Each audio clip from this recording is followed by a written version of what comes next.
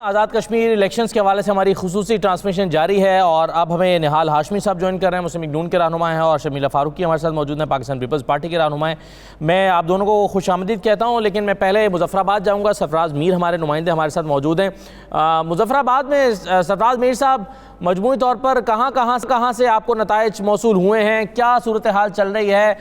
सातों हल्के हैं और ख़ास तौर पर राजा फारूक हैदर वाला हल्का जो L 32 है उसके बारे में बताइए।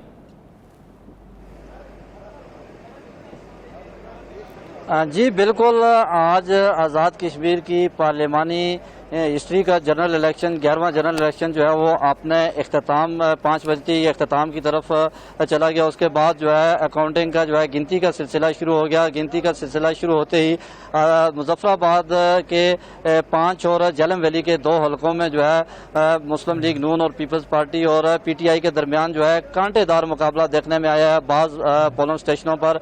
और वज़ीर-ए-आज़म आज़ाद कश्मीर राजा फारूक हैदर खान 2 हलकों से जो है वो इस इंतखाबी मार्के में मौजूद रहे हैं, LA 32 और LA 33 में। तो आपको ये बताता चलूं कि मुजफ्फराबाद में इस वक्त जो सूरत हाल है वो गिनती का सिलसिला जो है वो जारी है। गैर हतमी गैर सरकारी नताइज के मुताबिक जो है बाज़ हल्कों में जो है वो पीपल्स पार्टी के उम्मीदवार जो है वो आगे जा रहे हैं और इसके साथ साथ जो है वो PTI के उम्मीदवार दूसरे नंबर पर हैं। इससे पहले कि मैं आपको फारूक हैदर के हल्के के बारे में बताऊं, LA 27 वादी कुटला पीपल्स पार्टी के सरदार जावेद अयूब वो इस वक्त 100 के करीब जो है 166 पोलिंग स्टेशन थे। 100 पोलिंग स्टेशन के जो नताइज हमारे सामने आए हैं उसमें जो है वो 9000 की लीड पे जा रहे हैं। इस वक्त उनके 19000 और मीर अतीकुर रहमान जो PTI के उम्मीदवार हैं उनके 11000 वोट हैं। और इसके बाद राजा फारूक हैदर जो है वो जो है इस वक्त नहीं तो यहाँ 2000 की लीड से जो नौरीन आरिफ है उनकी क्या पोजीशन है ये तो बताइए। नौरीन आरिफ तो अभी जीती हुई मतलब ज़ाहिर सिटिंग MLA हैं, तो उनकी पोजीशन क्या है 27 में? नौरीन आरिफ वो जो है 4000 वोट के साथ तीसरे नंबर पे हैं। और अच्छा। ये 166 पोलिंग स्टेशन है जहाँ पे जहाँ पर गैर हतमी और गैर सरकारी नताइज जो हमारे सामने आए उसमें 100 पोलिंग स्टेशन के जो नताइज सामने आए उसमें पीपल्स पार्टी के सरदार जावेद अयूब खान जो है वो 9000 की लीड से जो है वो आगे हैं और PTI के मीर अतीकुर रहमान जो है वो 11,000 दूसरे नंबर पे और उसके बाद नून लीग की जो मोहतरमा नौरीन आरिफ है वो तीसरे नंबर पे। मुजफ्फराबाद 5 जी फैसल आपको सवाल कर रहे हैं। LA 31 मुजफ्फराबाद LA जी राजा LA 31 मुजफ्फराबाद राजा साकिब मजीद थे, जबकि इनके मुकाबले में चौधरी बरादरी के चौधरी लतीफ़ अकबर थे। तो यहाँ पे क्या सूरत हाल है LA 31 मुजफ्फराबाद 5 खावड़ा की? जी LA 31 मुजफ्फराबाद की दिलचस्प आपको सूरत हाल बताऊं कि यहाँ पे जो सबसे बड़ी बरादरी जो है वो उसके 3 उम्मीदवार, राजा बरादरी के 3 उम्मीदवार वो मैदान में थे।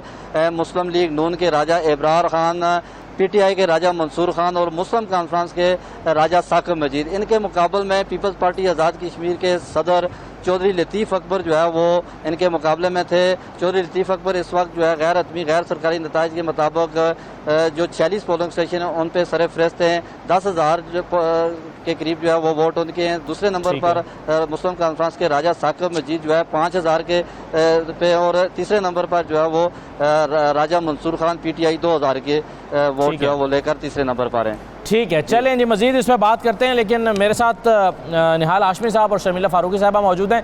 निहाल हाशमी साहब, ये अभी आपने मुजफ्फराबाद में सूरत हाल देखी, 2-3 हलकों के हवाले से यहाँ पर बात कर रहे थे जहाँ पर कहीं पीपल्स पार्टी आ गए, कहीं PTI आ गया है और नौरीन साहिबा जो हैं वो LA 27 में वो तो सिर्फ 4000 वोट ले सकी, हालांकि वो सिटिंग MLA हैं।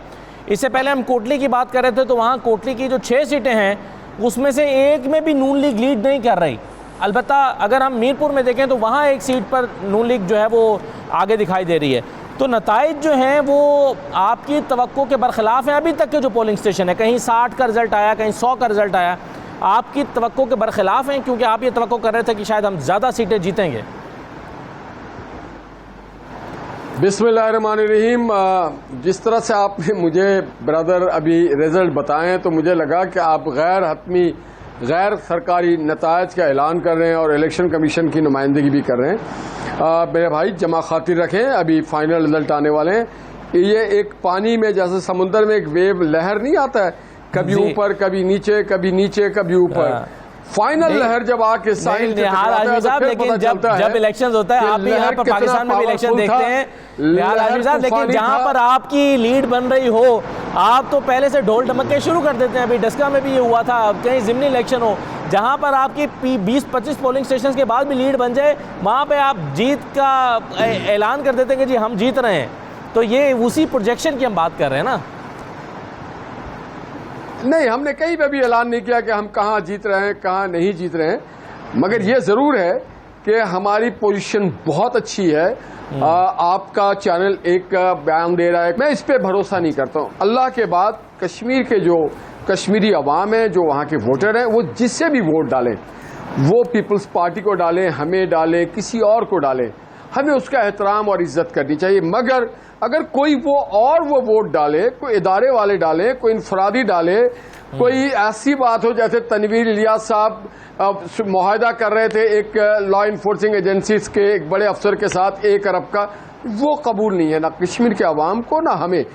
जो अवाम है, आम आदमी, उसको उसके वोट की इज्जत मिलनी चाहिए, वोट को इज्जत मिलनी चाहिए। ये ना हो कि फिर इलेक्शन का कोई फायदा नहीं है अगर मीडिया या इदारे या हम बाहर से जाकर के वहां मुसल्लत हो जाएं। जिसका वोट है उसको वोट डालने दें, जिसका वोट है इंतखाबी उसे अमल में अपने हक को इस्तेमाल करने दें। आपने कोई बेज़ाब्तगी तो नहीं देखी आज वोटिंग के दौरान कोई बेज़ाब्तगी, कहीं पर डब्बे ज़बरदस्ती छीन लिए गए हों, कहीं वोट भुगताए गए हों, ऐसी शिकायत तो मौसूल नहीं हुई निहाल हाशमी साहब? ब्रदर, 2 किस्म के धांधलियां होती हैं। हाँ, वो तो एक होता है प्री और एक होता है पोस्ट। जी अच्छा, उसमें हमने आपको बता दिया कि 1 अरब में आज़ाद कश्मीर का वजीर आजम का सौदा हो रहा था। दूसरा होता है पोस्ट, जहां पे धुंध आ जाता है, 10-10 पोलिंग स्टेशन से 10-10 प्रिजाइडिंग ऑफिसर गुम हो चुके होते हैं, डब्बे गुम हो चुके होते हैं। तो अभी वो फेस चल रहा है। जी ठीक है। निहाल हाशमी साहब ने जो बात की, पहरादारी कर रहे हैं और करेंगे, दांधली का जिक्र कर रहे हैं। अब सौदेबाजी की बात की जाए तो एक बड़ी अजीब और गरीब तारीख है इनकी जमात की भी। जब हम सौदेबाजी की बात करते हैं, ये बात अलग है कि इर्तकाई अमल है। शर्मिला साहिबा से ये जानना चाहूँगा, एक तो इनकी जमात के लिए बड़े हौसला अफजा जो रिजल्ट्स हैं वो मुजफ्फराबाद से आ रहे हैं, लेकिन अगेन बारहा ये अपने शकूक व शुबहात का जिक्र करते रहे, ये विफाक पे भी इल्ज़ाम लगाते रहे कि वो मदाखलत कर रहा है। पैरेलल जो है वो ये मुस्लिम लीग नून को भी, क्योंकि वहाँ उनकी हुकूमत थी तो उन पर भी तहफ़्फ़ुज़ात का इजहार करते रहे। शर्मिला साहिबा, एक तो ये बता दें जो अब तक के रिज़ल्ट्स हैं जो आ रहे हैं, आपकी जमात उससे मुतमईन है या आपको भी लग रहा है कि धांधली हुई है, बेज़ाब्तगी हुई है? जी बहुत शुक्रिया। देखिए, जो धांधली हो रही है, जो प्री पोल रिगिंग हुई, जिस तरीके से गांदापुर वहाँ पर पहुँचे और जिस तरीके से उन्होंने बाकायदा लोगों को एक तरीके से वोट के बदले रिश्वत देने की कोशिश करी, और आज़ाद जम्मू और कश्मीर की अवाम बड़ी गयूर अवाम है और उनके साथ इस किस्म की गुफ्तगू करना मैं समझती हूँ उनकी तौहीन की गई है। लेकिन बहरहाल वहाँ पर वो मौजूद रहे और डिस्पाइट द फैक्ट कि इलेक्शन कमीशन ने इसका नोटिस दिया और उनको कहा भी वहाँ से जाने का, उसके बावजूद भी वो वहाँ पर रहे। आज भी पोलिंग स्टेशन के अंदर आपके फेडरल मिनिस्टर जो हैं अली मोहम्मद खान साहब, वो भी फिर रहे थे। मतलब ये इलेक्शन कमीशन की क्लियर वायलेशंस हैं, उनकी जो SOPs हैं। अच्छा, उसके अलावा आप देखिए कि मुख्तलिफ हलकों के अंदर जिस तरीके से हंगामा आराई की गई, कहीं पोलिंग रुकी गई, कहीं पर तशद्दुद किया गया, कहीं पर मार पिटाई की, वो तमाम की तमाम हमने डॉक्यूमेंट करके हमारा जो इलेक्शन सेल है वो बाकायदा सेक्रेटरी इलेक्शन कमीशन को भेजता जा रहा है। तकरीबन कोई 42 के करीब हमने आज ही कंप्लेंट्स भेजी हैं। तो ये तो चीज़ें अपनी जगह मौजूद है और आप भी, आपके नुमाइंदे भी वहाँ पर मौजूद होंगे, मुख्तलिफ मीडिया के नुमाइंदे वहाँ मौजूद हैं और आपने देखा कि कोई ऐसा इलेक्शन नहीं हुआ है जिसमें आप कहें कि जी बिल्कुल पुरअमन हुआ है। तशद्दुद भी हुआ है, मामला ख़राब भी हुए हैं, कहीं पोलिंग बूथ पे पोलिंग भी रुकी है। लेकिन हौसला अफजा चीज़ ये है कि डिस्पाइट एक सिलेक्टेड हुकूमत की, सिलेक्टेड दूसरी हुकूमत बनाने की कोशिश के अंदर जो अवाम है वो भरपूर तरीके से बाहर आके वोट दे रही है और मुख्तलिफ हलकों के अंदर जो है वो पीपल्स पार्टी भी कहीं लीड कर रही है, कहीं सेकंड नंबर पे। तो ये बड़ी हौसला अफजा बात है। जो आप निशानदेही कर रही हैं, आपकी बात ठीक है, आपने शिकायत इलेक्शन कमीशन को भेजी भी हैं। मैं अच्छा साहब गुजारिश करना चाह रहा हूँ शर्मिला साहिबा से। शर्मिला साहिबा, ये जो पहाड़ी इलाका है यहाँ पे बक्से गुम नहीं होते, यहाँ बक्से दरिया बुर्द हो जाते हैं, यहाँ बक्से खाइयों में गिर जाते हैं। हम इसको हौसला अफजा इस अमल को इसलिए कह रहे हैं कि अभी तक कुछ ऐसा रिपोर्ट नहीं हुआ है। बाकी बेज़ाब्तियाँ तो इतनी बड़ी आबादी है, इस तरह के अमल में तो होनी है। अब सवाल ये है कि अब जो नताइज आएंगे, खा वो कुछ भी हों, आपको तवक्कुआत के मुताबिक सीटें मिलें या ना मिलें, पीपल्स पार्टी अब तक क्या फ़ैसला कर रही है कि क्या इन नताइज को कबूल करेगी? देखिए, ये जो आप बात कर रहे हैं ना कि जी ये जो धांधली या ये जो बेज़ाब्तियों की इतलाती है ये तो होंगी, ये तासुर और ये सोच और ये एक्सेप्टेंस ही गलत है, नहीं होनी चाहिए। ये चीज़ें नहीं होनी चाहिए मेरे भाई इलेक्शंस में, क्योंकि अगर ये चीज़ें होंगी तो फिर ये इलेक्शंस भी मुतनाज़ा रहेंगे। जब तक पाकिस्तान में ये चीज़ें होती रहेंगी, इलेक्शन मुतनाज़ा रहेंगे। और अनफॉर्चुनेटली देखिए बात ये है कि अगर हम आप जैसे लोग अगर बैठ के इस बात को एक्सेप्ट कर ले कि नहीं ये तो होना ही है, ये तो होना ही है, आप क्या कोई मेजर कोई एक्सप्लोजन एक्सपेक्ट कर रहे हैं कि जी वो नहीं हुआ तो ये छोटी मोटी चीजें, ये छोटी मोटी चीजें नहीं है, ये एक लोगों के जायज वोट हैं। यहाँ पर एक फेडरल मिनिस्टर का पोलिंग स्टेशन के अंदर मौजूद होना ये बहुत बड़ी धांधली है, ये बहुत बड़ी वायलेशन है इलेक्शन कोड की। मतलब इसको अगर आप छोटी मोटी बात करें, या जिस तरीके से गांदापुर आके कैंपेनिंग करते रहे और जिस तरीके से उनकी जो वीडियो वायरल हुई जिसके ऊपर इलेक्शन कमीशन ने नोटिस लिया, अगर आप कहते हैं कि जी ये होता रहता है, ये नहीं होता, दुनिया में नहीं होता मेरे भाई, जहां पर इलेक्शंस फ्री एंड फेयर होते हैं यहाँ नहीं होता। देखिए रिवायती तौर पे मैं सुन भी रही थी, पढ़ भी रही थी, देखा भी हमने। ठीक है शर्मिला साहिबा, मैं आपकी तरफ आ रहा हूँ। असद बुनियादी तौर पे बात ये है कि जो आज़ाद कश्मीर के इलेक्शन हैं, माजी में हमने यहाँ देखा ये सब कुछ इससे एक्सट्रीम लेवल पे होता रहा है कि यहाँ बक्से बाद में मिलते ही नहीं थे, वो दरिया में बहा दिए जाते थे। एज कम्पेयर टू पास्ट ये इलेक्शन हम उसकी बात करें, तकाबुल करें तो वो बहुत बेहतर नजर आ रहा है। खैर असद, मे भी बेहतरी आई हो, मे भी बेहतरी आई और अच्छी बात है बेहतरी आना, बिकॉज देखिए अब वो हालात नहीं है कि जी मीडिया बंद है, उसका दाखला बंद है, कोई ब्लैकआउट नहीं है। ये जो इंडिपेंडेंट ऑब्जर्वर्स हैं वो भी इस इलेक्शन को मॉनिटर करते हैं, मीडिया भी मॉनिटर करती है, पॉलिटिकल पार्टीज के नुमाइंदे भी, पोलिंग एजेंट्स भी मॉनिटर करते हैं। तो अब वो हालात नहीं है कि जी एक ब्लैटेंट धांधली हो, लेकिन ये भी चीजें जो हो रही हैं ये भी तशवीशनाक है, ये भी नहीं होनी चाहिए। ये बिल्कुल सही बात है, शफाफियत 100% होनी चाहिए, ये बात बिल्कुल ठीक है। आसिफ मोहम्मद आसिफ हमारे साथ हैं कोटली से। इंडोज नहीं कर रहा शर्मिला साहिबा, लेट मी क्लियर, कोई भी इंडोज नहीं कर रहा है। जी बिल्कुल सही है फैसल, मैं जरा कोटली के इससे अपडेट ले लूँ। आसिफ हमारे साथ हैं। आसिफ, कौन से हल्के में, कोटली के किस हल्के में आप खड़े हैं और क्या नताइज आपके पास आए हैं अब तक?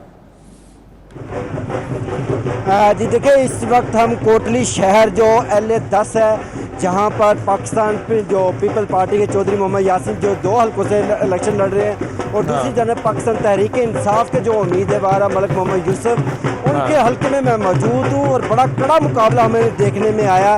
उतार चढ़ाव जो है इलेक्शन का वो जारी रहा है और इस वक्त जो हमारे जो पोलिंग स्टेशन के हवाले से बात की जाए तो इस वक्त मेरे पास जो 47 पोलिंग स्टेशन का रिजल्ट आ चुका है, जहाँ पर जो 47 पोलिंग स्टेशन के मुताबिक जो पाकिस्तान तहरीक इंसाफ के मलिक मोहम्मद यूसुफ है वो इस वक्त 4000 से ज़ायद की लीड से आगे है, जबकि चौधरी मोहम्मद जो यासीन है वो पीछे है। दूसरी जानब जो पूरे शहर में इस वक्त पाकिस्तान तहरीक इंसाफ के जो कारकुनान की जानिब से रैलियाँ भी निकालने का सिलसिला शुरू कर दिया गया। ढोल की थाप पर भंगड़े डाले जा रहे हैं और जीत से कबल ही जीत की खुशियाँ मनाना शुरू कर दी गई है। दूसरी जानब अगर बात करी जाए LA-8 से, तो LA-8 से 72 पोलिंग स्टेशन का जो रिज़ल्ट मेरे पास है उसके मुताबिक मलिक जो जफ़र इकबाल है, जो मलिक जफ़र है वो आगे है जो पाकिस्तान मुस्लिम लीग नून से है, जबकि जो मलिक नवाज पीछे है जो मुस्लिम कॉन्फ्रेंस है उनके उम्मीदवार है। इस हल्के से बात की जाए तो इस हल्के में एक उम्मीदवार जो आज़ाद उम्मीदवार खड़े था चौधरी अमजद रशीद, वो PhD स्कॉलरशिप थे, वो PhD की हुई थी, पढ़े लिखे नौजवान थे आज़ाद। दूसरी इस हल्के में एक खसूसी बात ये थी जो मलिक नवाज़ है मुस्लिम कॉन्फ्रेंस के, वो गुज़श्ता 35 सालों से गुज़श्ता 7 इलेक्शन लगातार जीत चुके हैं कोटली शहर से। वो सही है, मलिक नवाज 35 साल से जीत रहे हैं, मगर इस मरतबा उनकी पार्टी ने उनका हल्का तब्दील कर दिया था। उनसे कहा था कि आप दूसरे जाके इलाके में इलेक्शन लड़ें। ये पार्टी ने क्यों फैसला किया था इसका अंदाज़ा नहीं है। और यहाँ पर कोटली का ज़ाहिर है हल्का तब्दील, नया हल्का भी बना है। तो ये जो LA-8 है, कोटली 1, ये नया हल्का भी है राजमहल का। का। तो ये एक फैक्टर भी हो सकता है, लेकिन मलिक नवाज़ का बहरहाल फिर भी यहाँ पर हारना जो है वो एक थोड़ा सा हैरान कुन इसलिए कि वो 35 साल से मुसलसल जीतते आ रहे हैं। और जिस तरह से आपने LA10 की बात की कि चौधरी यासीन दूसरे नंबर पर हैं, लेकिन चौधरी यासीन LA12 में शायद पहले नंबर पर लीड कर रहे हैं। अभी थोड़ी देर पहले जो हमने वहाँ से अपडेट ली थी, और यहाँ पर यही तवक्को थी कि चौधरी यासीन जो है इस हल्के में नहीं बल्कि दूसरे हल्के से शायद जीतने में कामयाब हो जाएं LA12 से। यहाँ पर मलिक मोहम्मद यूसुफ की पोजीशन बेहतर है पाकिस्तान तहरीक इंसाफ की। और जुबैर कियानी जो नून लीग के हैं, आप शायद इस बात की तस्दीक करेंगे, और फारूक सिकंदर जो मुस्लिम कॉन्फ्रेंस के और सरदार सिकंदर के बेटे हैं, ये भी नून लीग से पिछली मरतबा इलेक्शन लड़े थे, इस मरतबा यहाँ से आए हैं। तो इनकी पोजीशन हल्के में पहले ही कमज़ोर समझी जा रही थी और अब भी ये मुकाबले में कहीं नज़र नहीं आ रहे। आसिफ, मुकाबले में करीब हैं या बहुत दूर हैं ये दोनों उम्मीदवार, नून लीग और मुस्लिम कॉन्फ्रेंस LA10 में? जी देखिए, LA10 की बात करें तो LA10 के जो मुस्लिम लीग नून के उम्मीदवार हैं वो अभी तक कहीं भी मुकाबले में नज़र नहीं आ रहे, क्योंकि यहाँ पर पाकिस्तान तहरीक इंसाफ और पीपल पार्टी के जो उम्मीदवार हैं उनके दरमियान कड़ा मुकाबला बताया जा रहा था। लेकिन अभी तक जो हल्के पहले 10 जब हल्कों का नतीजा आया था, तो पहले 10 पोलिंग स्टेशन का उनका रिजल्ट आया, तो उसमें लग रहा ऐसे रहा था जो यासीन है वो बढ़ती। ठीक है, सही है, बिल्कुल सही है। चलें, आप थोड़ी देर में मज़ीद वाज़ेह हो जाएगी, एक ब्रेक ले लेते हैं हम। ब्रेक के बाद वापस आते हैं तो मज़ीद हल्कों की बात भी करते हैं, और हमारे साथ हमारे मेहमान भी मौजूद हैं। ब्रेक के बाद वापस आते हैं। दोबारा आपको खुशामदीद कहते हैं। आज़ाद कश्मीर के इलेक्शंस के हवाले से हमारी खुसूसी ट्रांसमिशन जारी है, और हम अब बाग की सूरत जानेंगे। हमारे साथ हुसैन अहमद मौजूद हैं, हमारे रिपोर्टर हैं। हुसैन अहमद, बाग में आप किस हल्के में हैं? और मैं ख़ास तौर पर बहुत लोगों की दिलचस्पी है ये जो LA15 है बाग वस्ती, जहाँ सरदार तनवीर इलियास मुकाबले में है मुश्ताक मिनहाज के, यहाँ के कुछ रिजल्ट्स आए हैं आपके पास? जी बिल्कुल, इस वक्त में हल्का LA15 बाग में ही मौजूद हूँ, जो कि सरदार तनवीर इलियास जो कि पाकिस्तान तहरीक इंसाफ के उम्मीदवार हैं, उस वक्त वो लीड पर हैं। जबकि दूसरे नंबर पर जो है पाकिस्तान पीपल्स पार्टी के सरदार ज़ियाउल कमर जो हैं वो हैं, जबकि राजा मुश्ताक मिनहाज उनका चौथा नंबर है, क्योंकि बल्कि 5वां नंबर है उनका, क्योंकि राजा यासीन जो है मुस्लिम कॉन्फ्रेंस के वो इस वक्त तीसरे नंबर पर हैं। अगर वोटिंग की बात की जाए तो इस वक्त तक जो है वो 70 पोलिंग स्टेशन के रिजल्ट जो है वो आए, गैर हतमी और गैर सरकारी नताइज। उसमें पाकिस्तान तहरीक इंसाफ के सरदार तनवीर इलियास जो है वो 9449 वोट लेकर पहले नंबर पर है, जबकि PP के ज़ियाउल कमर 6527 वोट लेकर दूसरे नंबर पर है। मुस्लिम कॉन्फ्रेंस के राजा यासीन जो है वो 3756 वोट के साथ तीसरे नंबर पर है, जबकि मुस्लिम लीग नून के राजा मुश्ताक मिनहाज 2593 वोट लेकर चौथे नंबर पर हैं। जी अच्छा, बिल्कुल आपने ये बड़ा हैरानकुन बताया। हम यहाँ से तवक्को कर रहे थे कि सरदार तनवीर इलियास शायद पहले और मुश्ताक मिनहाज दूसरे नंबर पर होंगे, लेकिन बहुत थोड़े मार्जिन से दूसरे नंबर पर होंगे। ये सर्वेस भी कह रहे थे, हमारी असेसमेंट भी थी, हल्के की फील भी थी, मैं खुद बाग में गया था। लेकिन ये जो आप कह रहे हैं कि मुश्ताक मिनहाज साहब 5वें नंबर पर चले गए हैं, ये बड़ा हैरानकुन है नतीजा, कम से कम मेरे लिए। नईम अमीन साहब, भिंबर के 3 हल्के हैं, ज़रा बताइए आपके पास, आप किस हल्के में खड़े हैं, किस हल्के के नताइज आपके पास मौजूद हैं? और मैं ख़ास तौर पर भिंबर 3 का नतीजा ज़रूर आपसे जानना चाहूँगा, अगर आपके पास है, कि भिंबर 3 में क्या पोजीशन है, ख़ास तौर पर पाकिस्तान तहरीक इंसाफ, क्योंकि वज़ीर आज़म के शायद ये दौड़ में शामिल भी हैं। जी बिल्कुल जी, असद आपने बिल्कुल ठीक कहा। ये जो 3 हल्के हैं भिंबर के, यहाँ पर बड़ा भरपूर आज इलेक्शन हुआ है। खास तौर पर LA5, LA6 और LA7 जो है बड़े भरपूर इलेक्शन के दिन में आज यहाँ पर गहमा गहमी भी रही। यहाँ पर अगर बात करें LA6 और LA7 की, तो LA6 जो है ये तो सीधा सा इलेक्शन था। यहाँ पर तहरीक इंसाफ के चौधरी अली शान सोनी जो है वो तकरीबन 7 से 8 हजार वोटों की लीड के साथ इस वक्त तवक्को के मुताबिक। जी बिल्कुल, आपने दुरुस्त कहा। और उसकी वजह ये भी है कि ये पिछले दोनों इलेक्शन आज़ाद हैसियत में भी जीते हैं, यानी किसी पार्टी का प्लेटफॉर्म इन्होंने इस्तेमाल नहीं किया, फिर भी जीते थे दोनों इलेक्शन। तो ये इनकी एक तरह से आबाई सीट है।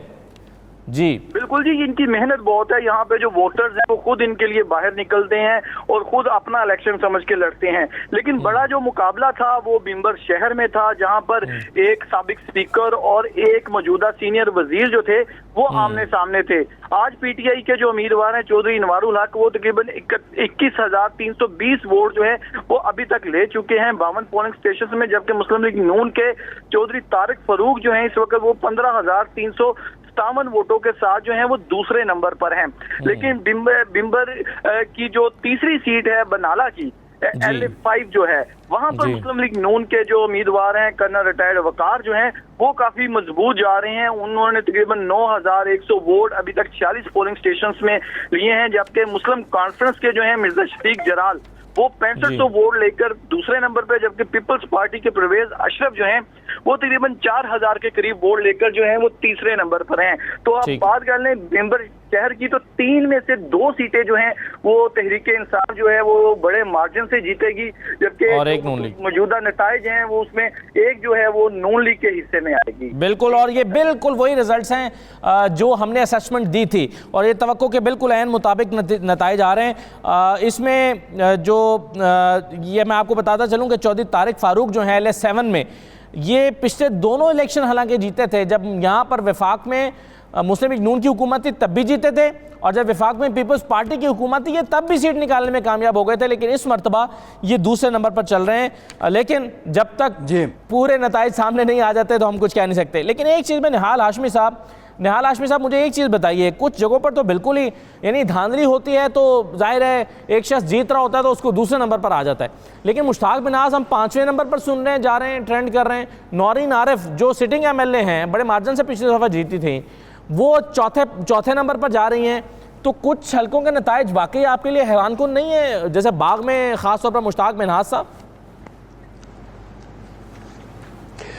नहीं जी, हैरानकुन इसलिए नहीं है कि मैं खुद बाग गया था, वहाँ पे जो तनवीर इलियास साहब हैं उन्होंने वो बहुत रईस आदमी, और आपको पता है उनके हवाले से प्री इलेक्शन जो एक स्कैंडल आया था कि उन्होंने अरबों रुपए वहाँ खर्च किया और एक गरीब आदमी है क्या? 1 अरब रुपए का उनका सुन तो लेना। तनवीर इलियास के सामने उनकी कोई हैसियत नहीं। पूरी सोशल मीडिया, पूरी मेल इलेक्ट्रॉनिक मीडिया उससे भरी हुई है। नहीं तो क्या वोट खरीदे हैं उन्होंने? साहब को उन्होंने प्रपोज, जी देखिए बहुत सारे तरीके अडॉप्ट किए गए वहां पे। देखे ना आपने तो ये भी देखा कि अली अमीन गंडापुर ना सिर्फ वहां गाली बकते रहे, वो सर पैसे मैं भी खर्च बिल्कुल करते आपकी रहे। बात मान भी इसी तरह से तनवीर इलियास, सरदार तनवीर इलियास को पहले और मुश्ताक बिनाज को दूसरे नंबर पर होना चाहिए था ना। मुश्ताक बिनाज 5वें नंबर पर अभी तक का जो वोट काउंट नहीं दूसरे देखिए बात सारी ये है कि अभी आपको फाइनल रिजल्ट का इंतजार करना पड़ेगा, और ये इलेक्शन में होता है, कोई नई बात नहीं है। अगर मुश्ताक बिनाज साहब के लोगों के साथ वो राब्ते ना हुए हो या उनका कोई भी और डिफिकल्ट फेज हो तो ठीक है, 5वें के आप कभी कभी 10वें भी दे सकते हैं। बाज लोगों की जमानतें भी जब्त हो जाती हैं। इसके माने ये नहीं कि मुश्ताक बिनाज जो है वो आउट ऑफ द रेस है या वो वहां पे उनका कंट्रीब्यूशन नहीं, मगर बाद औकात बरादरी होती है, बाद औकात सरमायाकारी होती है, बाद औकात प्रोजेक्ट दिए जाते हैं। तो यहाँ पे तनवीर इलियास साहब जो हैं उनको आपने भी प्रपोज किया था, मुख्तलिफ मीडिया ग्रुप्स ने प्रपोज किया था कि उन्होंने अरबों की वहां पे सरमायाकारी की है। जी सही है। चलें, ये अब सरमायाकारी लीगल है या इलीगल है वो एक अलग बात है। इससे क्या मुराद है निहाल साहब, इससे क्या मुराद है कि मुख्तलिफ मीडिया ग्रुप ने प्रपोज किया था? देखिए जो तज्जिए आते रहे ना उसमें ये बात किया गया था कि तनवीर इलियास आगे हैं या मुश्ताक, मुख्तलिफ सर्वेस में होते रहे। और वैसे भी मुश्ताक बिनाज साहब आपके मीडिया से ताल्लुक़ रखते हैं, तो ये तो एक आप लोगों को तो सोचना चाहिए कि खुशाइंदा बात था कि मीडिया जो कि आवाज़ है आम लोगों की, उसके एक बंदे जो है वो नुमाइंदगी कर रहे हैं। मीडिया ने प्रपोज किया था, क्या मतलब है इसका जरा बता दें निहाल साहब। ये सर्वे जो था उसमें आता रहा, मुख्तलिफ टॉक शोज में आपके होता रहा है। तनवीर इलियास साहब के बारे में ये बात की जाती रही है, इसमें लोगों ने इश्यूज भी उठाए, पॉइंट भी रेस किया। नहीं क्या बात की जाती रही है? क्या मीडिया उनकी हिमायत करता है? उन्होंने एक्सप्लेन कर दिया इसको। वो कह रहे हैं कि सर्वेज ये बता रहे थे और मीडिया ये रिपोर्ट कर रहा था कि उनकी पोजीशन बेहतर है। जो मैं समझ पाया हूँ निहाल हाशमी साहब ने जो वजाहत दी है उसका ये मतलब है। तो मैं वो नहीं सर, ये रिपोर्ट वाला सीन नहीं है। वो प्रोजेक्शन की बात कर रहे हैं, वो कह रहे हैं कि आपने प्रपोज किया। चलें आगे बढ़ते हैं। उन्होंने वजाहत जो की है मैं तो उनकी वजाहत को कबूल करने को तैयार हूँ। बारह शर्मिला फारूकी साहिबा, ओवरऑल जो अभी तक के ट्रेंड सामने आए हैं उसमें पीपल्स पार्टी हमें अक्सर जगहों पर दूसरे नंबर पर दिखाई देती है और कई सीटें वो निकाल रही है। शायद जो सर्वेस कह रहे थे पीपल्स पार्टी के बारे में उससे 1-2 सीटें ज़्यादा ही ले जाए। और पीपल्स पार्टी के कैंडिडेट्स ने अपने तौर पर भी एक मुनज़्ज़म कैंपेन की है। वैसे अगर हम मुख्तलिफ हलकों की बात करें तो एक मुनज़्ज़म अंदाज में, संजीदा अंदाज में कैंपेन की है। आप पीपल्स पार्टी की जो अभी तक के रिजल्ट्स हैं उससे मुतमईन हैं, खुश हैं कि पीपल्स पार्टी ने अच्छा परफॉर्म किया, शायद वो दूसरे नंबर पर आ जाए नून लीग को पछाड़ कर? देखिए, पीपल्स पार्टी के कैंडिडेट्स ने बहुत मेहनत करी है, बहुत अच्छे कैंडिडेट्स हमारे रहे हैं। शुरू में तो मुझे याद है कि फवाद चौधरी फरमा रहे थे कि हमने सिर्फ 8 कैंडिडेट्स फील्ड किए, जबकि हमारे 44 कैंडिडेट्स हैं। जी हाँ, 44। और मैं आपको बताऊं कि बिलावल भुट्टो जरदारी साहब ने भी वहाँ पर कैंपेन की, फिर आसिफा भुट्टो जरदारी साहबा भी वहाँ पर आई, और आपने देखा कि जो एक मजमा लगता था उन जलसों के अंदर, तो वो इटसेल्फ एक गवाही था कि लोग किस कदर चाहते हैं पीपल्स पार्टी जलसा तो सभी के बड़े हुए है, जो कश्मीरी अवाम के साथ खड़ी है उनके हर सुख दुख के अंदर।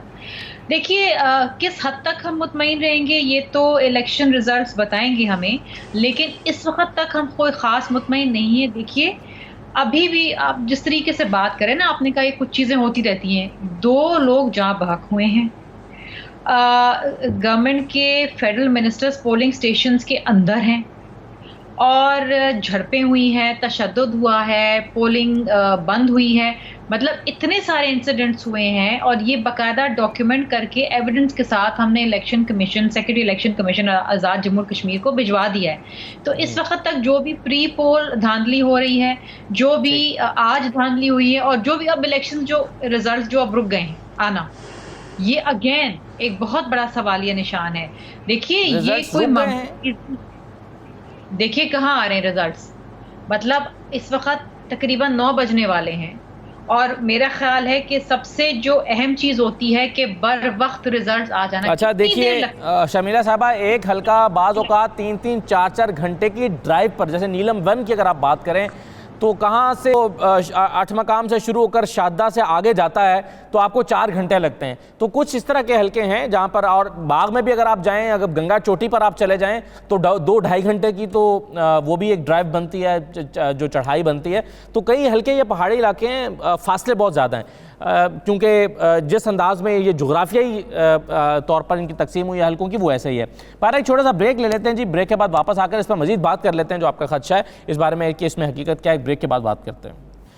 दोबारा आपको खुशामदीद कहते हैं। अभी ब्रेक पर जाने से पहले शर्मिला फारूकी साहबा कह रही थी कि नताइज आने का सिलसिला रुक गया है। अभी जो प्रेस कॉन्फ्रेंस हुई है थोड़ी वो मुझे भी अर्ली लग रही है, इस लिहाज से जो चीफ इलेक्शन कमीशन के अभी नताइज मुकम्मल तौर पर नहीं आए, लेकिन बहरहाल शायद एक प्रेस कॉन्फ्रेंस वो मजीद करें। अभी उन्होंने शुक्रिया अदा किया कि मजमूई तौर पर बड़ा पुरअमन माहौल में पोलिंग हुई है। अब हम अपनी ट्रांसमिशन के इस हिस्से को वाइंड अप कर रहे हैं, तो मैं निहाल हाशमी साहब आपसे ये जानना चाहूँगा कि ओवरऑल आज फ़ौज जो है वो पोलिंग बूथ पर मौजूद नहीं थी, यानी पोलिंग स्टेशन के अंदर तैनात नहीं की गई थी। ज़्यादातर काम जो है वो पुलिस की निगरानी में हुआ। इक्का दुक्का वाक़यात जो लड़ाई झगड़े के पेश आए हैं उसके अलावा मजमूई तौर पर पुरअमन माहौल में हुई। तो आपने प्री पोल रिंगिंग की बात तो की थी, लेकिन पोलिंग डे को आप किस तरह से देखते हैं? मजमूई तौर पर आप सराहेंगे कि इलेक्शन कमीशन ने बेहतर काम किया और पुरअमन माहौल में पोलिंग हुई है?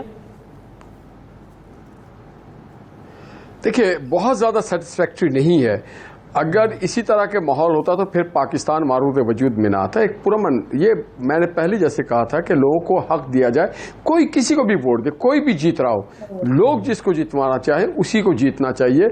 मैं ये समझता हूँ कि इसमें बहुत कुछ बेहतरी की ज़रूरत थी और बेहतरी की जा सकती थी।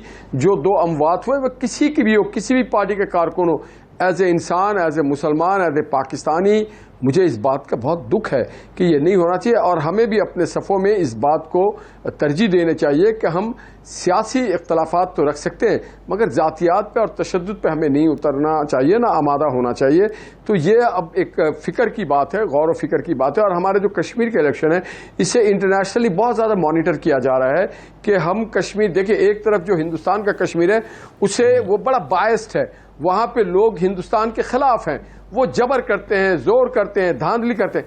मगर हम जो हैं, हम एक आईना दिखाते हैं पूरी दुनिया को कि ये देखिए हमारा कश्मीर खुशहाल भी है, मुतमईन भी है और प्रोग्रेसिव भी है, और बड़े तरीके से हम अपना जमहूर का जो एक फ़ैसला है उसे हम कबूल करते हैं, और जमहूर अपना फ़ैसला जो है वो सादिर फरमाता है। तो मैं समझता हूँ इसमें और इम्प्रूवमेंट की ज़रूरत है।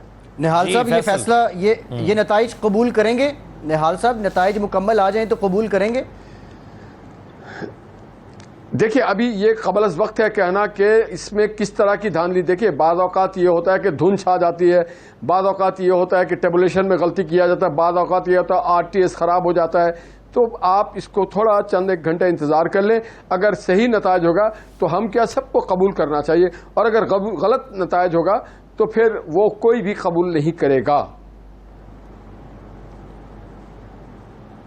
सही है, बिल्कुल सही है। ये तो आपने ठीक कहा कि जब बताए जाएंगे तो अंदाज़ा होगा कि क्या ओवरऑल सूरत हाल है। लेकिन आज के दिन के शिकायत जो हैं वो मजमूई तौर पर पॉलिटिकल पार्टीज़ को नहीं है। एक चीज़ और शर्मिला साहिबा, तजवीज़ किया गया था बिलावल साहब की तरफ से कि कश्मीर के इलेक्शन और पाकिस्तान के इलेक्शन एक दिन होने चाहिए और इसके लिए कानून साजी की जाए। आपके ख्याल में इसका अमली तौर पर सूरत क्या हो सकती है? क्या एक हुकूमत 2 साल के लिए बने, क्योंकि 2-2.5 साल के बाद फिर पाकिस्तान के इलेक्शन है, कानून साजी अगर हो जाती है, या फिर इसको एक्सटेंड करके 7 साल के बाद इलेक्शन अगले इलेक्शन के साथ मिलाया जाए? अमली सूरत क्या होगी इसकी? देखिए, इस पे एक तजवीज़ है और ये बहुत अहम तजवीज़ है। इसके ऊपर तमाम पार्टीज़ को ऑन बोर्ड होना चाहिए, इसको पार्लियामान में डिस्कस होना चाहिए, क्योंकि आज़ाद जम्मू और कश्मीर पाकिस्तान का हिस्सा है। सो उसमें भी इलेक्शंस उसी रोज़ होने चाहिए जिस दिन जनरल इलेक्शंस होने चाहिए। 5 साल की हुकूमत पाकिस्तान में बनती है, 5 साल की हुकूमत AJK में भी बननी चाहिए। मेरा ख्याल है कि ये जो बीच में कहीं आके इलेक्शंस AJK में होते हैं और बाकी पाकिस्तान के अंदर फिर दूसरे वक्त के अंदर होते हैं, ये नहीं होने चाहिए।